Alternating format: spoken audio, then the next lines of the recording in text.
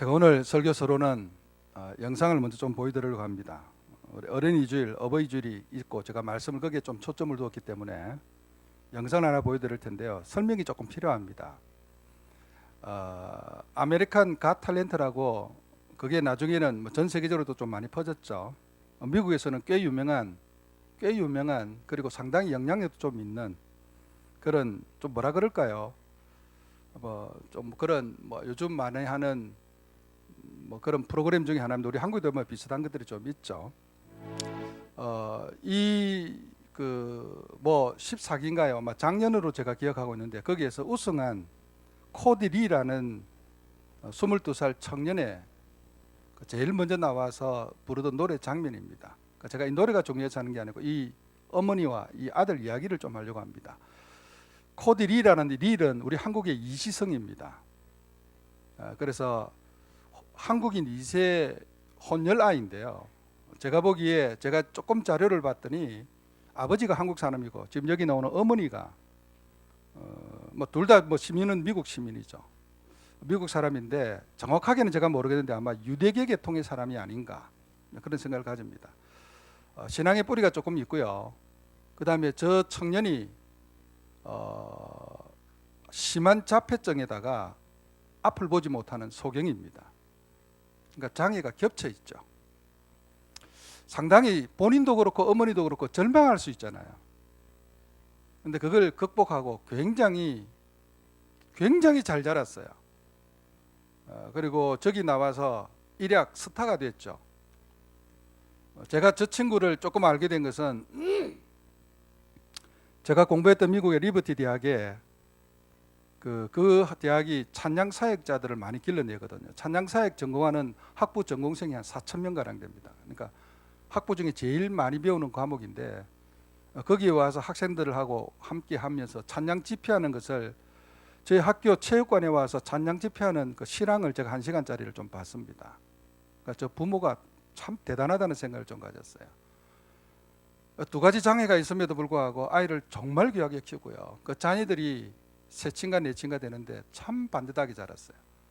제가 자세한 내용은 잘 몰라도 어머니의 신앙의 영향이 굉장했다는 생각이 좀 들고요. 그래서 믿음으로 어려움을 극복하고 자녀를 세상의 빛으로 드러낸 참 귀한 어머니라는 생각이 좀 들었습니다. 아이가 한국말, 한국인 2세니까 한국말, 영어는 당연히 하고요. 그 다음에 아마 어머니가 유태계 계통인 것 같아요. 히브리 말도 굉장히 잘한다고 그렇게 나와 있고요. 일본 말도 아주 유창하게 잘한다고 그럽니다. 근데 말할 때 보면 자폐증이 확 드러나는데 찬양하고 노래할 때 보면 너무 달라요. 제가 좀 신기하다 이런 생각이 들어요. 그러니까 여러분 먼저 한번 잠깐 영상을 보시길 바랍니다. Welcome to America's Got Talent. What's your name? I'm Cody. Hi, Cody. I'm Cody Lee. How old are you? I am 22 years old. Yeah. Who are you, miss? Who are you? I'm Mom. Oh, I'm hi, Tina Mom. Lee. Hi, Tina. How are you? So, what are you going to do here for us today? I'm gonna sing a song for you on the piano. I love it. Tina, tell us a little bit about Cody. Cody is blind and autistic. Wow. We found out that he loved music really early on. He listened and his eyes just went huge. And he started singing. And that's when I was in tears because that's when I realized, oh my gosh, he's an entertainer. So, Well, we'd love to hear you. Go for it. you ready? I'm ready.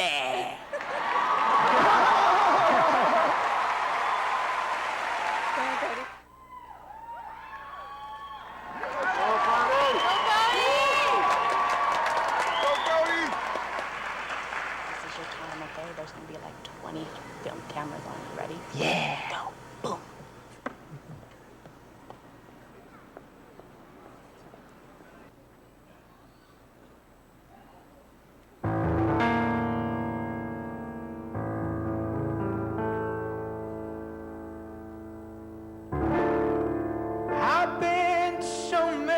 places in my life and time. I've sung a lot of songs, and I made some bad rhymes. I've acted out my life on stages, 10,000 people watching, yeah. We're alone now, and I'm singing this song to you. I love you in a place, oh, there's no space or time. I love you from my life. You're a friend of mine. But when my life is over, remember we're together. We're alone now, and I'm singing this song to you.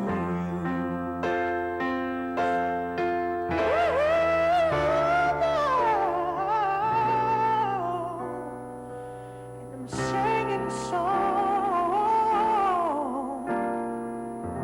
to you.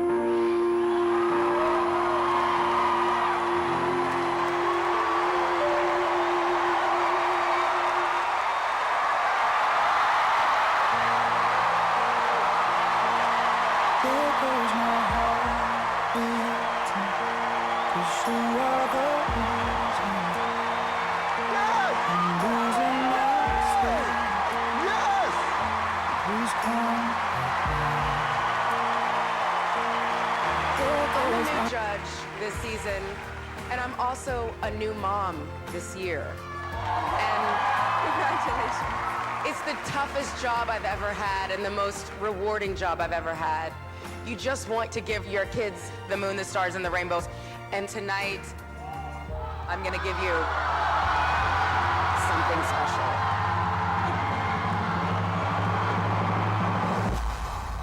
climb every mountain and swim every ocean just to be with you and fix what I've broken.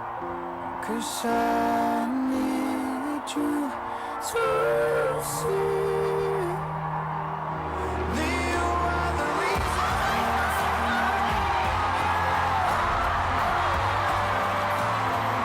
저 이렇게 안경 쓰신 남자분 한국분 아마 아버지인 것 같아요. You just changed the world. You just changed the world.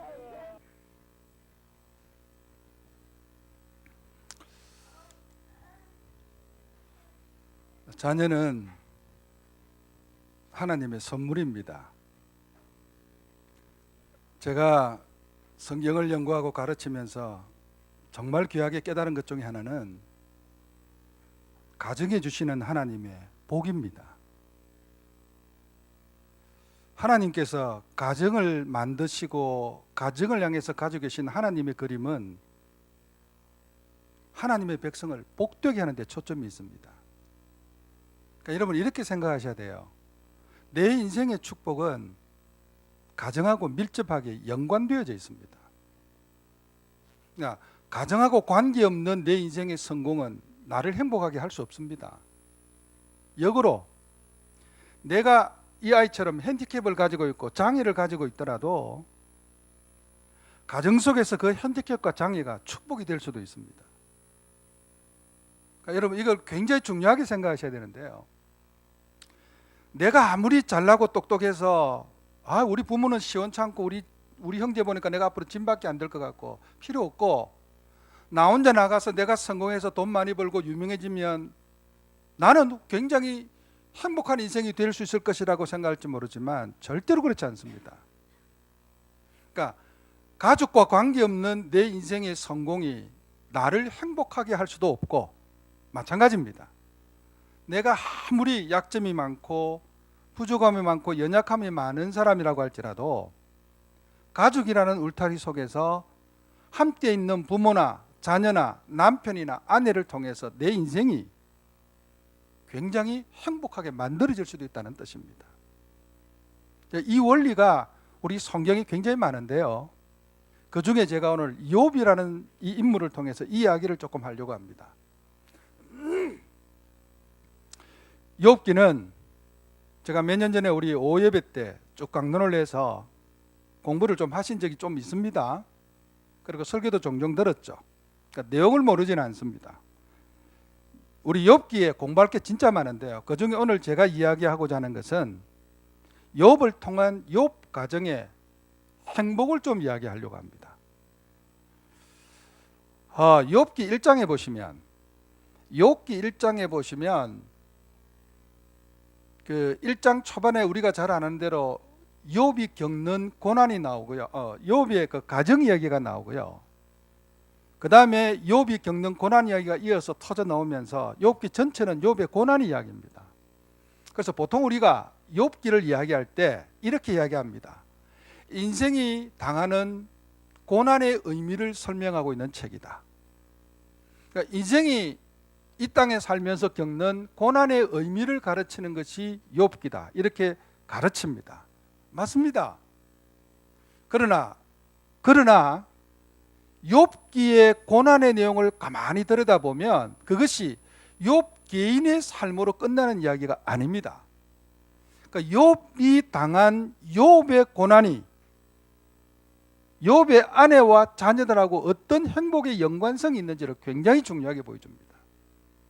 그래서 욥기 1장 초반에 욥의 가족 이야기가 나오고요. 그 다음 오늘 저와 여러분이 읽었던 이 이야기가 욥기 마지막입니다. 욥기 마지막에도 욥이 행복했다고 끝나는 게 아니고요. 욥 이야기보다 자녀들 이야기가 더 중요하게 나옵니다. 그러니까 이렇게 이해하시면 되죠. 욥이 당한 고난이 그리고 욥이 고난을 극복해 나갔던 그 믿음이 욥의 인생에게만 영향을 주고 끝난 게 아니고요. 욥이 고난을 이겨나갈 때 가졌던 하나님 앞에서의 신앙이 욥 가족 전체, 특별히 자녀들의 인생에 얼마나 복의 그루터기가 됐는지를 우리에게 보여준다는 뜻입니다. 여러분 굉장히 중요하게 보셔야 돼요. 저는 이게 우리 교회에도 적용된다고 생각하고 우리 사회도 적용됩니다. 그러니까 욥으로 인하여 욥은 고난을 엄청 많이 받았어요. 그것도요. 지가 잘못해서 받는 고난이야 누가 뭐라고 하겠습니까? 자기가 실수하고 잘못해서 고난 받는 거야 당연하죠. 그걸 견뎌야죠. 뭘 어쩌겠어요. 제가 가끔 목회하다 보면 어떤 분이 저에게 와서 하소연을 할 때 이렇게 이야기합니다. 목사님, 내가 요즘 이렇게 고난을 많이 받는데 기도해 주십시오. 제가 이야기 들어보니까 그거는 고난이라기보다는 자기가 잘못해서 당하는 어려움들이에요. 그러니까 이거는 고난이라고 하기보다는 하나님 앞에 내가 회개될 문제죠.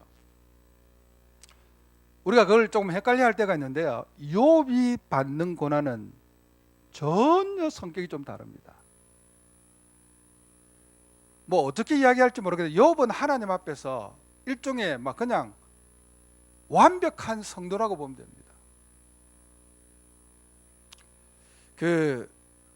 우리 욥기를 강조하고 가르칠 때 제가 굉장히 중요하게 강조하는 내용이 하나 있습니다. 그게 뭐냐면 우리 욥기 1장에 보면 욥을 설명할 때 이렇게 나옵니다.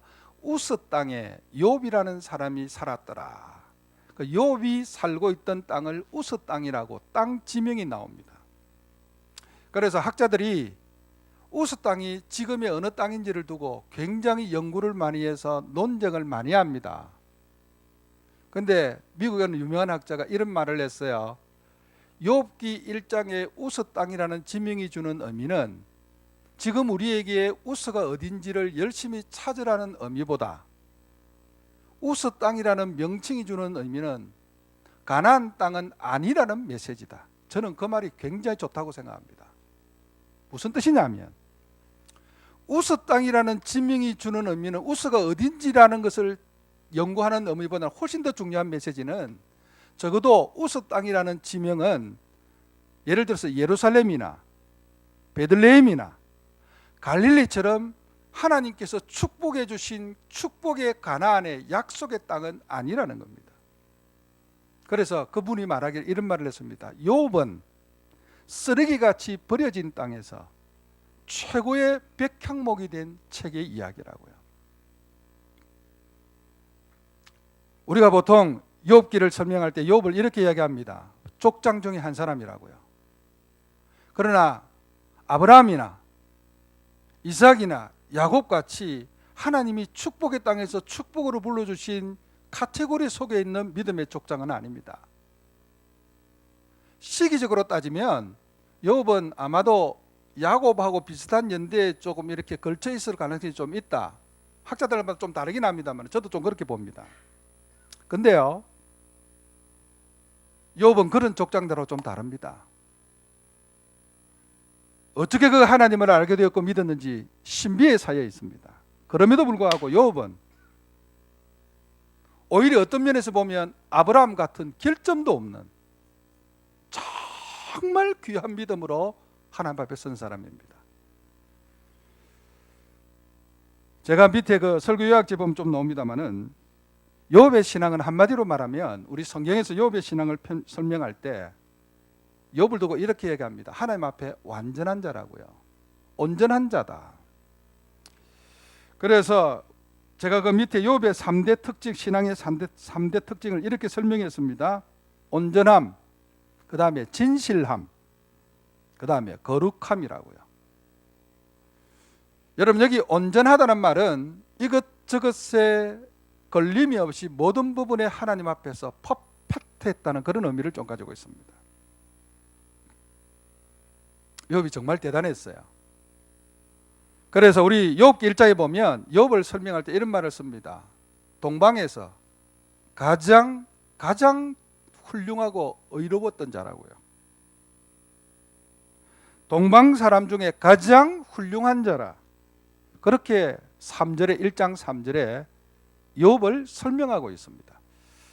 여러분, 이런 부분들을 보면 욥이 정말 대단한 신앙의 사람이었다. 좀 이렇게 볼 수가 있죠. 여러분, 그랬던 욥이 뭐 자기가 잘못하고 실수하고 또는 시대를 잘못 만나고 이런 게 아니고요. 괜히 사탄이 와서 하나님 앞에 시비를 걸었습니다. 하나님, 욥 저거 보십시오. 매일 제사 드리고 예배하고 하나님 앞에 저렇게 잘하고 있는데 왜 저렇게 잘하는 줄 아십니까? 그러니까 하나님이 욥이 신앙이 좋아서 그렇지. 그랬더니 욥이 하나님께 이렇게 툭 던집니다. 이건 좀 신비로운 장면, 이건 희극처럼 되어 있기 때문에 그렇게 아마 기록이 되어졌습니다. 사탄이 하나님께 이렇게 이야기했습니다. 하나님이 욥을 사랑하시고 하나님이 욥에게 축복을 어마어마하게 주시니까 욥이 지가 받은 복이 많으니까 저렇게 하는 거죠. 그러니까 하나님께서 아니야, 욥은 복을 받든 안 받든 나에게 누구보다 귀하게 할 사람이야. 그랬더니 하나님, 그럼 우리 한번 시험해 봅시다. 그러니까 욥의 굉장히 중요한 초점은 시험을 당하는 겁니다. 하나님께서 그럼 좋다, 네가 시험하고 싶으면 해라. 단지 네가 마음대로 시험하되 욥의 생명은 건드리지 마라. 그래서 사탄이 내려가서 욥을 시험하는 게 우리 성경에 좀 나옵니다. 이건 좀 신비로운 이야기이긴 한데요. 제가 오늘 뭐 그 부분은 다룰 수 없고요. 어떻든 그렇게 해서 욥이 여러분 잘 아시는 대로 동방에서 가장 큰 부자였는데 재산 하루아침에 다 날아가고 10명의 자녀가 다, 자녀도 뭐 잘못한 거 없습니다. 자녀도 다 이렇게 한꺼번에 다 생명을 잃게 되고요. 그 다음에 자기 아내는 자기를 저주하고요. 그 다음에 욥도 요즘 같으면 일종의 한센시병 비슷한 겁니다. 온몸에 흔대를 앓으면서 기왓장을 가지고 자기의 몸에 짓물나는 몸을 긁었다고 나오니까 몸이 어마어마하게 훼손당했죠. 그리고 욥은 존경받는 사람인데 친구들이 와서 전부 다 욥을 저주하고 전부 다 욥을 멀리했습니다. 그러니까 욥은 완전히 바닥에 떨어졌죠. 근데 우리 성경이 강조하는 바는 이겁니다. 그 가운데서도 욥이 한 번도 하나님을 원망하거나 저주하거나 불평하거나 다른 사람을 붙들고 너 때문에 내가 이렇게 됐다고 다른 사람들에게 뒤집어 씌우거나 그 사람을 원망하거나 그 사람에게 저주를 부은 적이 없습니다. 여러분 우리가 잘 아는 대로 그 가운데 욥이 그 어려운 가운데서 이렇게 고백하죠. 내가 이 단련의 과정을 지나고 나면 내가 정금같이 나오게 될 것이라고요.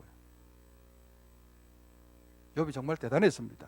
그리고 우리 욥기 보면 더 놀라운 것은요, 내가 이 가운데서도 생명의 주님을 본다고 했습니다. 부활을 꿈꾸고 소망했습니다. 그래서 미국의 유명한 목사님이 욥기를 가지고 설교하면서 욥 속에 예수님의 고난과 부활이 엿보인다고 굉장히 중요하게 강조하기도 했습니다. 욥이 정말 대단한 신앙을 가졌어요. 자, 오늘 제가 욥의 신앙을 다 소개하려고 하는 건 아니고요. 더 중요한 것은 욥의 이런 고난 가운데서 흔들림 없이 하나님을 가졌던 아름다운 이 욥 한 사람의 신앙이 온 가정과 자녀에게 축복이 어마어마했다는 겁니다. 여러분 오늘 그 본문에 보면 우리가 읽었던 욥기 42장 본문에 보면 10절부터 한번 조금만 보시겠습니다. 제가 조금만 점검을 해보겠습니다.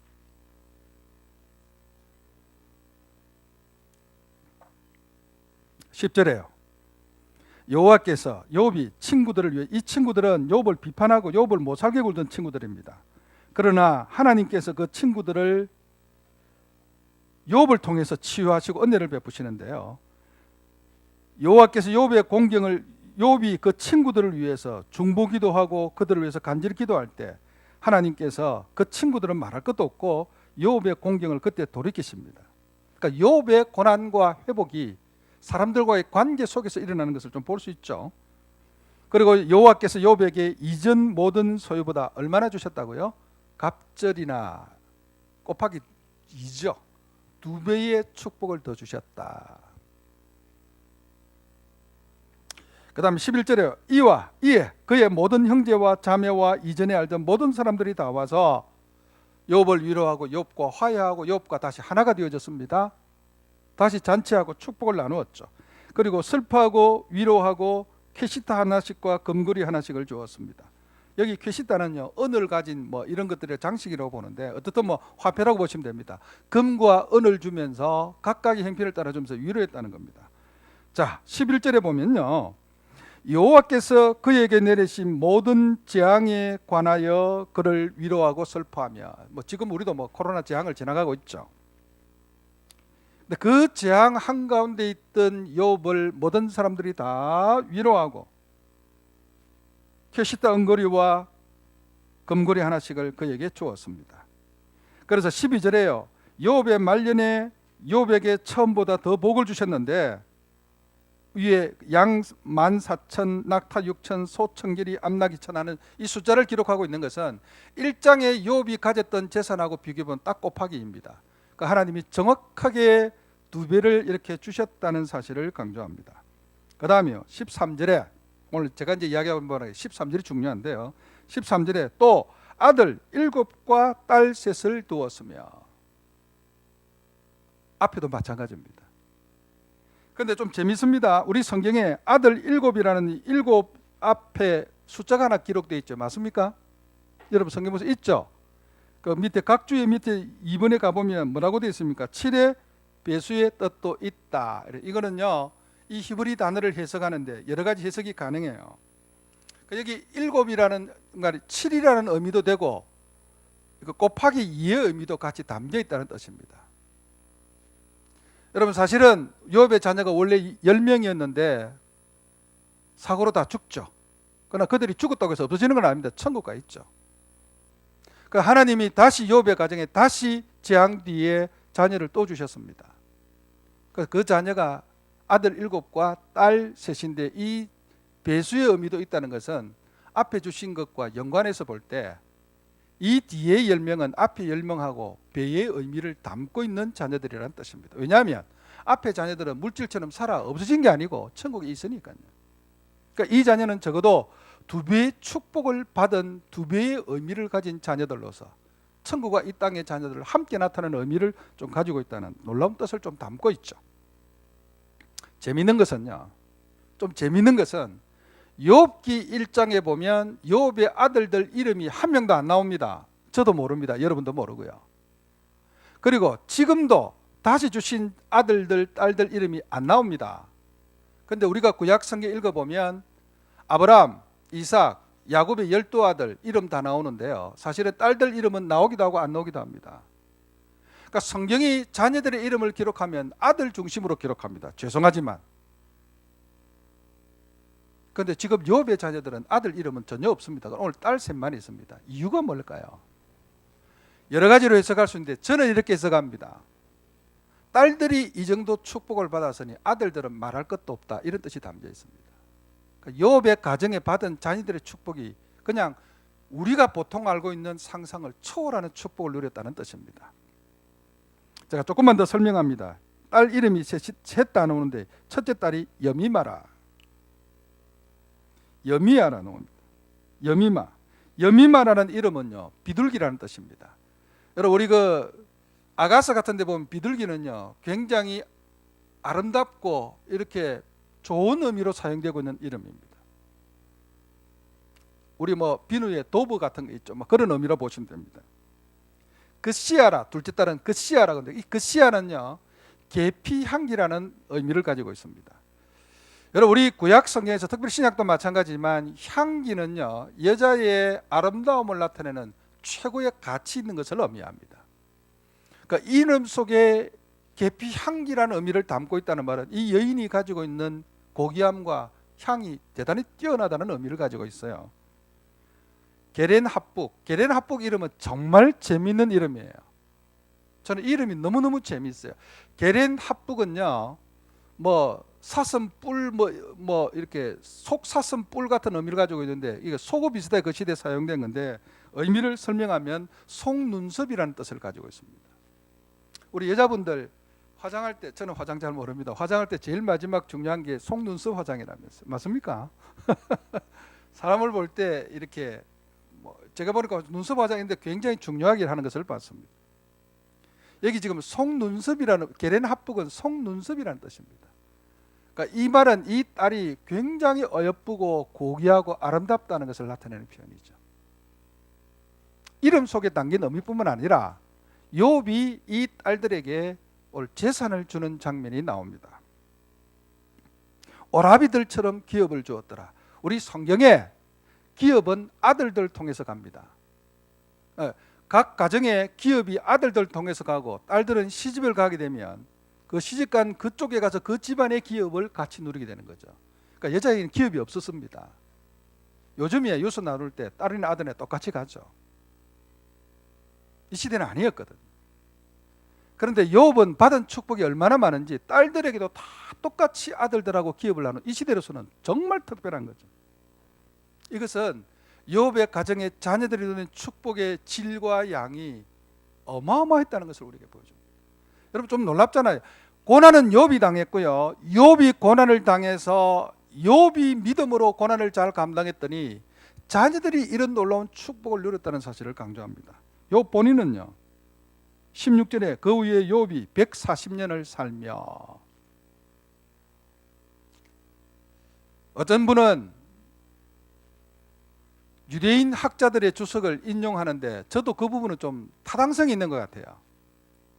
유대인 랍비 성경학자들은 욥기 1장에 욥이 고난당할 때 70살이었다고 보통 여기를 근거로 해서 설명하고, 그걸 많이 유대인 사회에서는 통용으로 받아들입니다. 그러니까 욥이 고난을 당할 때 70살이었는데 고난 끝나고 하나님께서 욥의 인생을 140년을 더 살게 해주셨다는 겁니다. 그러니까 인생도 갑줄로 더 장수하게 해주셨고, 욥이 나이가 많아서 마지막 기운이 세잖아요. 질병 없이 이렇게 죽어가는 모습을 우리에게 보여주고 있죠. 욥이 자녀 4대를 보았다. 제가 이제 우리 한이가 제 밑에 이제 일제 내려가죠. 밑에 한이 때, 밑에 아이, 그 아이 때, 그다음 그 아이 때까지 제가 볼 수 있겠습니까? 4대를 더 자녀를 보고. 좀 재밌는 것은 욥의 아내 이야기는 마지막이 없습니다. 저도 잘 모르겠습니다. 뭐 여러 가지 해석들이 있지만 오늘 뭐 그 부분까지 다루지 않았지만, 어떻든 욥의 아내는 욥을 저주하고 한 것들로 인해서 이 축복의 카테고리에 지금 어떻게 되는지 잘 모르겠습니다. 여러분, 제가 오늘 여러분께 드리고 싶은 중요한 메시지는 욥 본인의 귀한 신앙과 그다음 욥이 자녀를 향해서 가졌던 아름다운 신앙의 모습들이 욥의 자녀들과 욥 전체의 가정에 고난을 받고 난 이후에 엄청난 축복으로 다시 바뀌는 행복한 가정의 모습을 띠고 있는 것을 볼 수 있죠. 자녀가 되든 부모가 되든 가정마다 저는 가정의 신앙을 뿌리내리고 세우는 기둥이 반드시 있어야 된다고 생각합니다.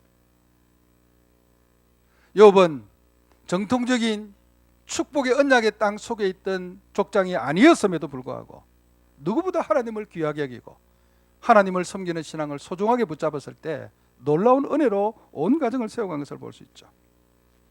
여러분, 오늘 제 설교 요약지 2번에 보시면 자신과 자녀들의 복된 역사를 만들었던 욥의 신앙을 복된 가정의 그루터기라 제가 그렇게 요약하고요, 3가지로 정리를 해드렸습니다.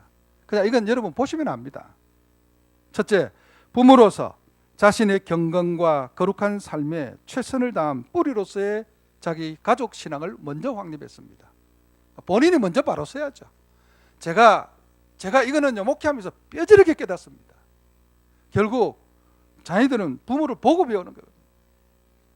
그러니까 우리 어버이 여러분, 먼저 하나님 앞에 본인이 철저하게 하나님 앞에 서시기를 바랍니다.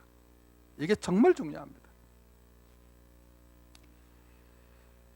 둘째로 욥기 1장에 보면 형통하고 좋을 때 욥은 자녀 한 사람 한 사람의 신앙을 위해서 정말 최고의 열정의 씨앗을 뿌리는 것을 볼 수 있습니다. 자녀들이 생일잔치를 당하면 온 자녀들마다 생일잔치를 다 하고, 그러면 욥은 그걸 축복해주고 난 뒤에 자녀를 불러서 저녁에는 잔치하다가 혹이라도 잘못됐을까, 영적으로 떨어졌을까, 그들을 거룩하게 만들고 그 다음 번제의 제사를 드리면서 한 사람 한 사람을 위해서 하나님 앞에 거룩하게 세우는 일에 헌신하는 모습을 볼 수가 있습니다. 참 놀랍습니다. 아직 제사 제도가 확립되지 않았을 때입니다. 이방 땅에 있던 욥이 어떤 이런 귀한 신앙을 가지는지 참 모르기 신비에 쌓이긴 하지만, 그가 정식으로 예배드리는 시간이 아님에도 불구하고 자녀에게 필요하다고 할 때는 아낌없이 헌신하며 자녀를 위해서 거룩하게 번제의 제사를 드리고 자녀를 거룩하게 키우는 일에 온 힘을 기울이는 것을 볼 수가 있습니다. 정말 우리가 이 정도의 자세를 가지고 하나님 앞에 우리 가정들을 세워가야 되지 않을까. 저는 이번 코로나 사태 곧 지나고 난 뒤에 하나님 다시 우리 땅을 세우실 때는 정말 하나님 중심의 철저한 신앙으로 세우게 달라고 기도하고 있습니다. 올해 우리 가정의 달에 우리 어버이, 우리 되시는 분들이나 우리 자녀들이나 하나님 앞에 이 신앙으로 다시 섰으면 좋겠습니다. 여러분, 우리 가정을 믿음으로 세워보십시다. 하나님께서 어떻게 우리 가정에 축복하시고 역사하실지 우리가 좀 볼 필요가 있습니다. 욥을 중심으로 온 가정이 누린 축복을 바라보면서 오늘 우리 젊은 청년들이 와서 신앙을 세우는 가정에는 우리 젊은 청년들이 욥 같은 딸들이 되고 아들들이 되었으면 좋겠고요, 자녀들이 되었으면 좋겠고요. 우리 어르신들은 여러분이 여러분의 가정에서 욥같이 정말 다시 서서 재앙 이후에 우리 다드림교회 모든 가정들이 이전보다 갑절의 은총과 복을 누리는 영광의 가정들이 다 되시기를 우리 주님의 이름으로 간절히 축원을 드립니다.